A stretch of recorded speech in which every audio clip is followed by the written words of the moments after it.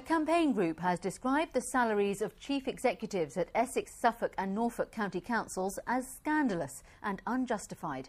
The Taxpayers Alliance says all three earn more than the Prime Minister. Richard Daniel reports from Ipswich. This is Endeavour House, the headquarters of Suffolk County Council. In 2008, a row broke out here on the appointment of a new chief executive on a salary of over £200,000. Now, today, the Taxpayers Alliance published lists of chief executive pay across the country. Our three big local authorities were in the top 10. Here at Suffolk, Andrea Hill earns £218,000 a year. In Norfolk, David White earns £212,000. And in Essex, Joe Killian earns £265,000 a year. The question is, does that offer value for money? Well, the Taxpayers Alliance doesn't think so. I don't agree that you have to pay these obscene salaries to get the right people. And often, in some circumstances, these folk don't do a very good job. Now, Essex County Council also has 28 members of staff earning over £100,000. Today, all three local authorities said their chief executives are managing budgets of over £1 billion each, and they are being paid the right amount. We employ 12,000 people directly. We employ another 12,000 people by procuring services. It's a big, big organisation, and people really need to understand that we need the best people to deliver the best services. Now, the three chief executives will soon find themselves a little worse off. That's because in just a few days' time, the Chancellor's new 50% tax rate will kick in. Richard Daniel, BBC Look East, Ipswich. A pub near Braintree has been badly damaged by fire. Crews were called to the Cross Keys in White Notley just after midnight. The bar area was wrecked. It took nearly 2 hours to bring the fire under control. It's being treated as suspicious and an investigation is underway. A woman who was found dead at a pub in Norfolk had been shot. Rebecca Thorpe worked in Snettisham at the Compasses Inn. A body was found in a freezer in an outbuilding.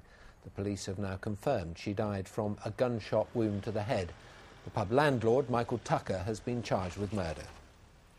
The region's airports and roads are reported to be busy tonight as people begin their Easter holidays. But there's good news for rail passengers. Let's get the latest travel information from Mike Cartwright. Trains, planes and automobiles. We'll get the very latest on what's happening on the roads in a second via this control centre. But for the trains, good news if you're a passenger, the rail strike is off. Bad news though, there will be engineering work on some of our routes over the Easter period. There'll be replacement buses and some disruption. The best advice is check with national inquiries. Details are on the screen now. At Stansted, they expect to see 350,000 people through the airport over Easter. That's an extra 100 flights a day. At Luton, they expect to see 115,000 people over the same period. That's an upturn of 5%. On the roads, the AA say many drivers are waiting to see what the weather does before they travel. But just take a look at these pictures. This is the M1. Just a short time ago near Milton Keynes, bumper-to-bumper, stop-start. We spoke to some people at the services. This is what they told us. We just had a bit of a fright when we see the queues of cars at the moment. They seem to have got some sort of a jam down there. 40-50. Yes, 40-50, sometimes just stopping. On the way, like on the other side, it was quite jam-packed. Well, joining us now is Mick Savage from Travel Master. Mick, you monitor the whole of the region. Where are the trouble spots? Certainly through the M1 up through the roadworks 10 to 13, further up 26 to 29 you've got roadworks again, out through A11 Elvden, A47 down to the coast, and then obviously town centres for shopping, Cambridge, Milton Keynes and so on.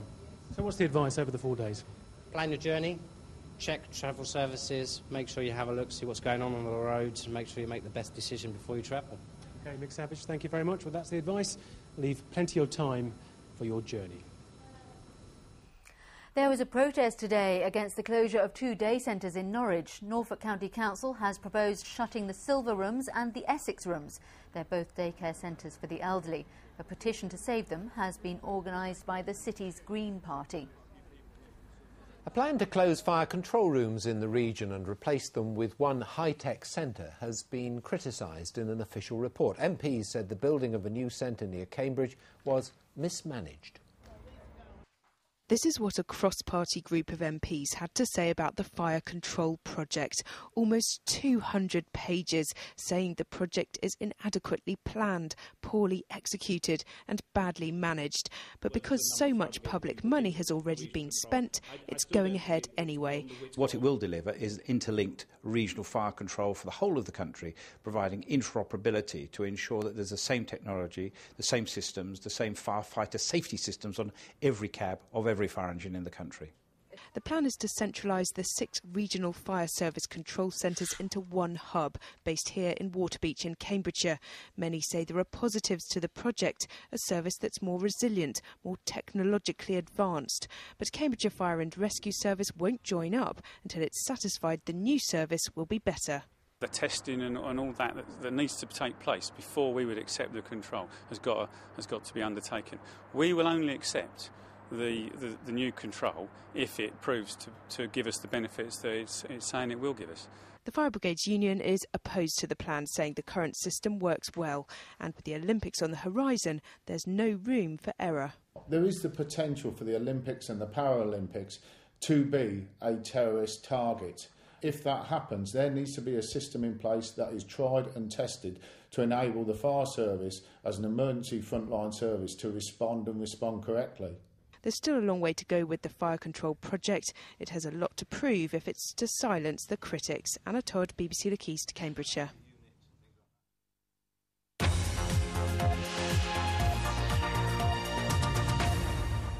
You're watching